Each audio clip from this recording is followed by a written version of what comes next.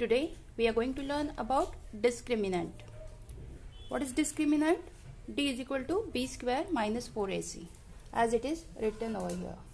We have seen the formula, that is x is equal to minus b plus minus b square minus 4ac in root upon twice a. So this part b square minus 4ac without root is called as discriminant. So d is equal to b square minus 4ac. Discriminant का मतलब क्या है, क्यों हमें discriminant चाहिए? Because we can decide the roots of quadratic equation. ठीक है, quadratic equation अगर कोई है तो उसके रूट्स रियल रहेंगे, इमेजिनरी रहेंगे, इक्वल रहेंगे, अनइक्वल रहेंगे, whatever the condition we can decide by this D, that is called discriminant. अभी इसमें 3 केसेस है. हम फर्स्ट केस लेंगे. फर्स्ट केस में क्या होता है, d is greater than 0. If d is greater than 0 then what happen, the roots are real and unequal. Real and unequal means जो रूट्स रहेंगे वो रियल नंबर रहेंगे बट अनइक्वल रहेंगे, सेम नहीं रहेंगे. अगर हम इसको रिवर्स वे में समझने की कोशिश करें तो अगर रियल नंबर्स कौन से होते हैं, जो एक्स एक्सिस होता है, suppose this is x axis, 0 1 2 3 4, यहाँ पे -1 -2 -3 -4, all these numbers are real numbers. Okay, so अभी हम केस फर्स्ट कंसिडर करेंगे जिसमें हमें जो real numbers and unequal roots मिलते हैं. मतलब x की वैल्यू क्या होगी, x की वैल्यू हो सकती है 3, x की 2 वैल्यूज होंगी, 3 हो सकती है, 2 हो सकती है, 7 5 वॉट एवर. अभी इस केस में हम कंसिडर करेंगे कि 2 अनइक्वल, मतलब सपोज एक 3 है एक 2 है, ऐसे 2 वैल्यूज है. ठीक है, सो ये केस में हम कैसे चेक करेंगे कि ये d का वैल्यू जो है 0 से ग्रेटर होता है कि नहीं. अभी हमने फर्स्ट केस में डिसाइड किया x का वैल्यू 3 है, x का वैल्यू 2 है, right. So x minus 3 equals to 0, x minus 2 equals to 0.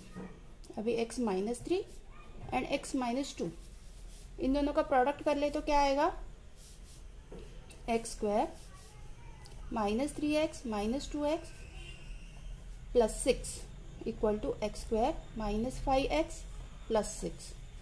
So this is the quadratic equation. ठीक है, अभी ये हमारा quadratic equation है. इसको हम चेक करते हैं इस discriminant formula से. ठीक है, ये हमको पता है these are real and unequal. तो हमें वैल्यू क्या मिलनी चाहिए d की, greater than 0.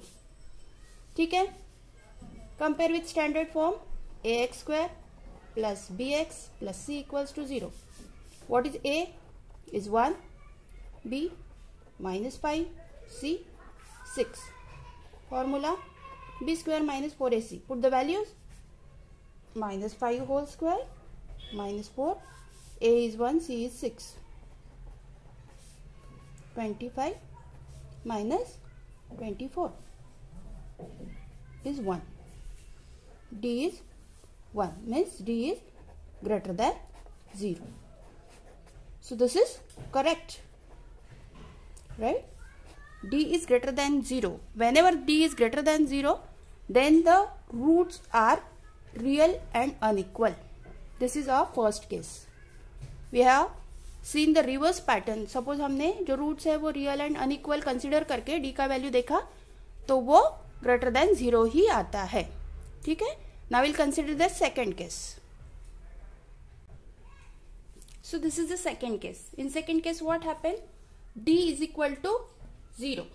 d is equal to 0 होता है तो क्या होता है, रूट्स जो रहते हैं real and equal, right. Real and equal means 2 root मिलते हैं. क्वाड्रेटिक इक्वेशन में हमेशा 2 रूट्स मिलते हैं, राइट. और वो दोनों ही रियल नंबर्स रहेंगे एंड इक्वल रहेंगे. Suppose x is equal to 2 है तो दूसरा रूट भी x इज इक्वल टू 2 ही रहेगा, राइट. ये कंडीशन अप्लीकेबल है। सो हम इसका भी रिवर्स देखते हैं कि d इज इक्वल टू 0 आता है क्या। सपोज x का वैल्यू जो है, रूट्स का वैल्यू 2 है, इसका भी 2 है, तो क्या होता है x minus 2 is equal to 0, x minus 2 is equal to 0। ठीक है, multiplying this two, so it is x square minus 4x 2x 4x plus 4 equal to 0. This is a quadratic equation, right? So अभी ये quadratic equation के लिए ये हम check करके देख रहे हैं। ठीक है, standard form ax square plus bx plus c equals to 0. This is a standard form. And now comparing a is equal to 1, b is equal to minus 4, c is equal to 4. Okay, now put the values. D is equal to b square minus 4ac. What is b? Minus 4 whole square. 4, a is 1 and c is 4. 4 into 4. The square is 16. 4 into 4, 16. It is 0. So D is 0. It is again correct. Right? We have checked. अगर real and equal roots रहते हैं तो D की value 0 ही आनी है। ठीक है, hope you all get this to condition. मतलब whenever D is greater than 0 then the roots are real and unequal, when D is equal to 0 roots are real and equal. Case 3 में क्या होगा, D is less than 0 then the roots are imaginary. Means what, ये case में क्या होगा, root का value आता है रूट -7, रूट -2, रूट -3, इसका वैल्यू निकालना होता है। But at this level, at the 10th level, we can't find the root of minus number, right. हमको ये पता नहीं है कि हम -2, -3, -7 इसका रूट कैसे निकालेंगे। जैसे हम आगे पढ़ते जाएंगे हम इसका भी रूट्स निकाल पाएंगे। ठीक है, so in third case both the roots are imaginary. ठीक है, जब d इज लेस देन 0 आता है तो रूट्स आर इमेजिनरी आते हैं। इसका मैं आपको ग्राफिकल रिप्रेजेंटेशन बताती हूँ। Suppose this is x axis, y axis. ठीक है, यहाँ पे ओरिजिन 0, 1 2 3 4 -1 -2 -3 -4। अभी अब हमको ये पता है कि कोई भी अगर हम इक्वेशन लेते हैं तो कोई भी इक्वेशन जो है उसका एक ग्राफिकल रिप्रेजेंटेशन होता है, right. Suppose x is equal to 2 है तो x minus 2 is equal to 0 अगर है तो उसका भी एक लाइन जो रहेगा वो ग्राफ में हम रिप्रेजेंट कर सकते हैं। ठीक है, तो हम डिटेल्स में मैं आपको बताती हूँ। सो नाउ ये हमारा जो है तो एक्सिस हो गया x axis and y axis. ठीक है, अभी अगर हम हमारा स्टैंडर्ड फॉर्म कंसिडर करते हैं, what is our standard form, ax square plus bx plus c equals to 0। अगर एक लाइन है, ये एक इक्वेशन है, तो इसका कोई ना कोई ग्राफ हम रिप्रेजेंट जरूर कर सकते हैं। ठीक है, सो अगर ये लाइन का ग्राफ हम देखते हैं तो ये ग्राफ ऐसे यू टाइप आता है। ठीक है, लाइक दिस। इसे पैराबोला भी बोलते हैं। ठीक है, सो नाउ हम कंसिडर करेंगे अगर d इज ग्रेटर देन 0 होता है, case first d is greater than 0 होता है तो roots are real and unequal, right. Real and unequal तो क्या होगा, ये जो लाइन का ग्राफ आता है ये कैसे आता है, ये x एक्सिस को 2 पॉइंट्स में टच करके जाता है। ठीक है, लाइक दिस। सो यहाँ पे x की वैल्यूज क्या आएंगी, x is equal to 2, x is equal to 4 first case में। गेटिंग? सेकेंड केस में क्या होता है, d is equal to 0। So d is equal to 0 में क्या होता है, रियल एंड इक्वल। इसमें क्या होगा, ये ग्राफ जो है ऐसा आता है और ये x एक्सिस को एक ही जगह टच करके जाता है, ओनली सिंगल पॉइंट। तो ये केस में x की वैल्यू क्या आएगी, x की वैल्यू आएगी 3। ठीक है, ये हो गया सेकेंड केस। थर्ड केस में क्या होता है, when d is less than 0 तो ये टोटली इमेजिनरी होते हैं। ठीक है, सो इसमें क्या होता है, ये जो ग्राफ है ये कोई भी क्वाड्रेंट में हो ये एक्स एक्सिस को टच ही नहीं करता है, it's away from the x axis. So हम एक्स को टच नहीं करता है तो इसकी एग्जैक्ट एक्स वैल्यू हमको मिल ही नहीं पाती है। ओके, सो हमको ये सब चीजें रट्टा लगाने की जरूरत नहीं है कि हाँ जब डी इज ग्रेटर देन 0 होगा तो real unequal, real unequal, D equal to 0 then real equal.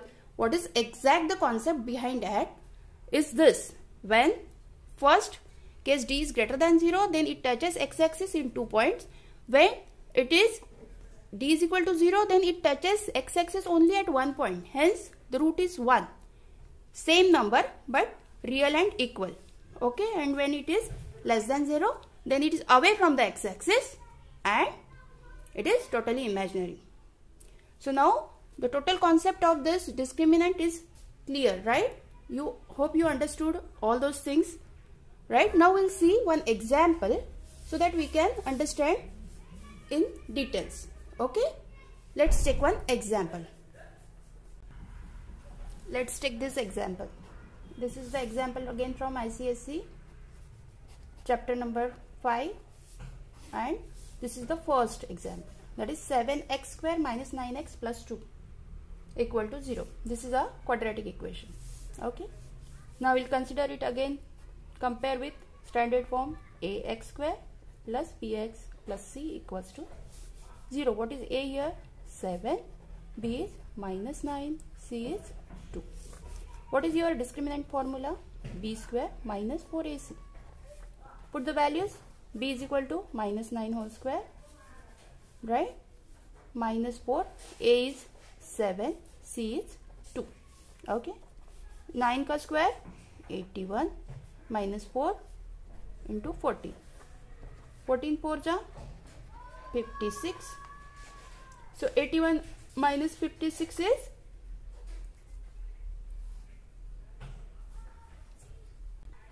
81 minus 56 is 25. So D is equal to 25. So means D is greater than 0. Right?